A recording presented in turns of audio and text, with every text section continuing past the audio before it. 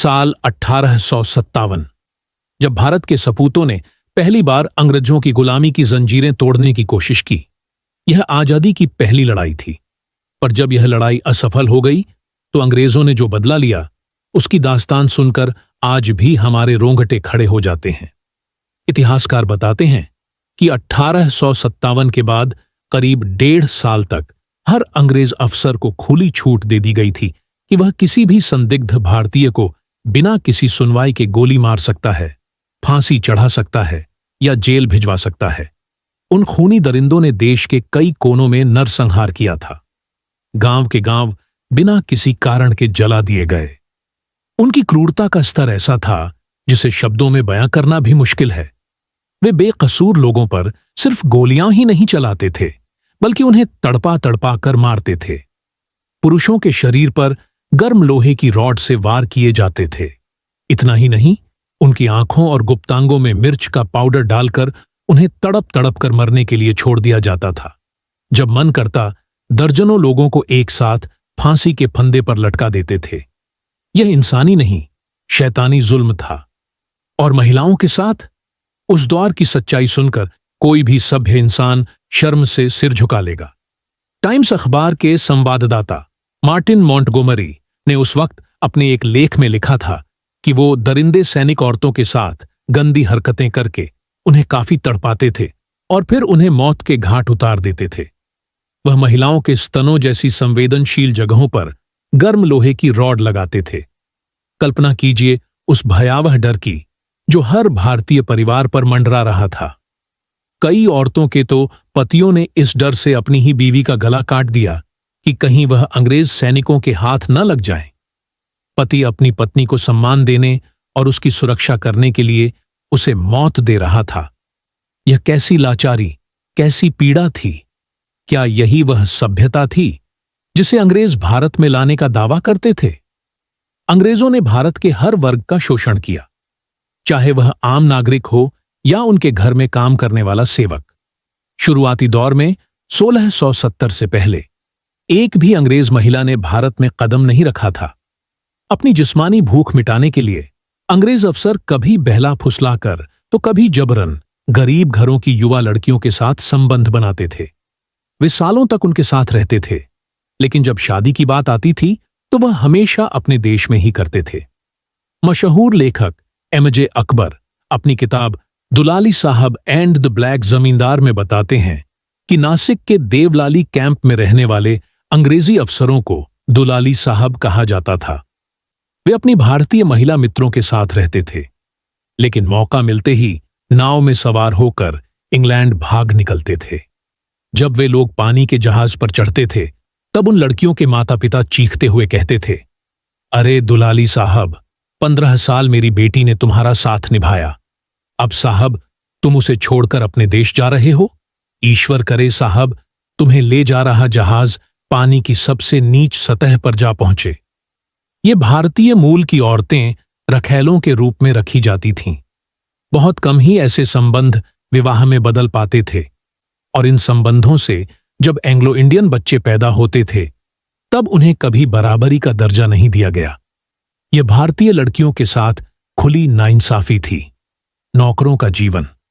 अब बात करते हैं उनके घर में काम करने वाले भारतीय नौकरों की।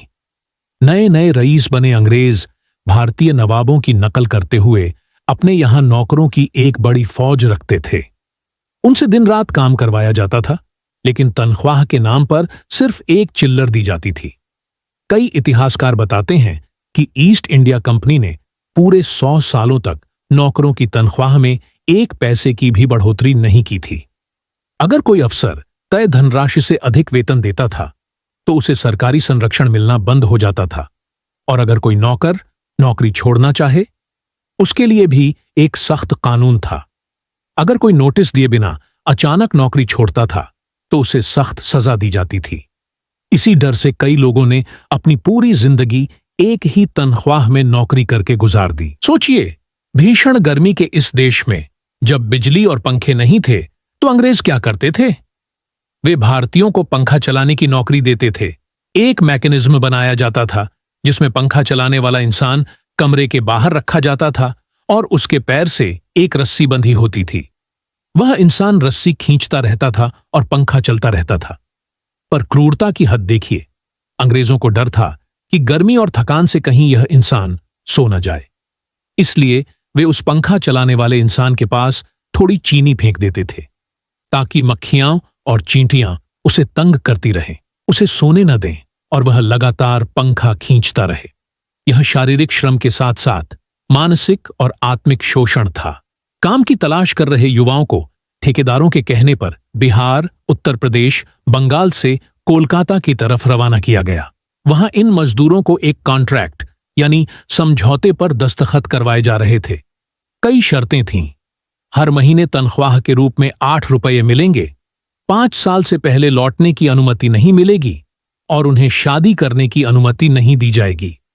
निरक्षरता का स्तर इतना ऊंचा था कि अधिकतर मजदूर समझौते को बिना पढ़े ही उस पर अंगूठा लगा देते थे।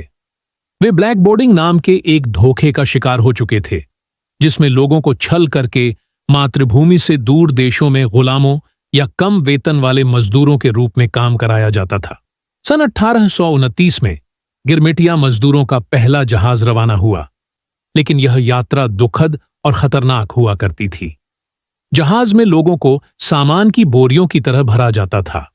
सोने की जगह तो दूर, इन मजदूरों को सही से बैठने तक की सुविधा नहीं मिल पाती थी। कुछ ही दिनों में खाना और पानी खत्म हो जाता था और साफ सफाई न होने के कारण जहाजों में हैजा और चेचक जैसी महामारियां फैल जाती थीं, जिससे सैकड़ों मजदूर रास्ते में ही मर जाते थे। 1834 से लेकर प्रथम विश्व युद्ध के अंत तक ब्रिटेन ने लगभग 2 मिलियन 20 लाख मजदूरों को Faizi, Mauritius, Trinidad, Guyana, Kenya और दक्षिण अफ्रीका जैसे 19 उपनिवेशों में पहुंचाया। दूसरे देश में पहुंचते ही ब्रिटिश सैनिक उनके साथ दुर्व्यवहार शुरू कर देते थे। उन्हें गुलामों के बैरक में रहने के लिए मजबूर किया जाता था। उनसे दिन में 12 से 18 घंटों तक काम करवाया जाता था और उसके बाद भी उन्हें बेहद कम वेतन दिया जाता था। ढंग से 2 वक्त की रोटी भी नहीं परोसी जाती थी। इन मजदूरों में 40% औरतें होती थीं। युवा औरतों को अंग्रेज मालिक रख लेते थे, उनका शोषण करते थे और जब उनका आकर्षण खत्म हो जाता था तो उन्हें मजदूरों को वापस सौंप दिया जाता था। गिरमिटिया की संतानें मालिकों की संपत्ति हुआ करती थीं। मालिक चाहे तो उन बच्चों से मजदूरी करवाएं या फिर बड़े होने पर उन्हें बेच दें।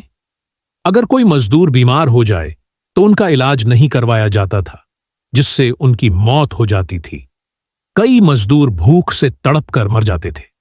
काम में गलती होने पर ठेकेदार उन्हें चाबुक से पीटते थे। 7 समंदर पार, अपनों से दूर, एक अज्ञात देश में फंसे ये मजदूर अपनी आवाज तक नहीं उठा पाते थे। वह रोते थे, बिलखते थे और फिर इसी जीवन को अपनी नियति मानकर चुपचाप जुल्म सहते थे। गरीबी, अकाल और बेरोजगारी से बचने के लिए लाखों लोग गिरमिटियां बनकर विदेश गए, लेकिन भारत का एक बड़ा हिस्सा कभी वापस लौट ही नहीं पाया। यह शोषण दशकों तक चलता रहा, मगर फिर महात्मा गांधी जैसे स्वतंत्रता सेनानियों के दबाव के बाद ब्रिटिश भारत की इंपीरियल लेजिस्लेटिव काउंसिल द्वारा 1917 में गिरमिटिया मजदूरी पर आधिकारिक तौर पर बैन लगा दिया गया। दोस्तों, यह वह दर्दनाक सच्चाई है जिसे अंग्रेज इतिहास के पन्नों से हमेशा छुपाना चाहते थे।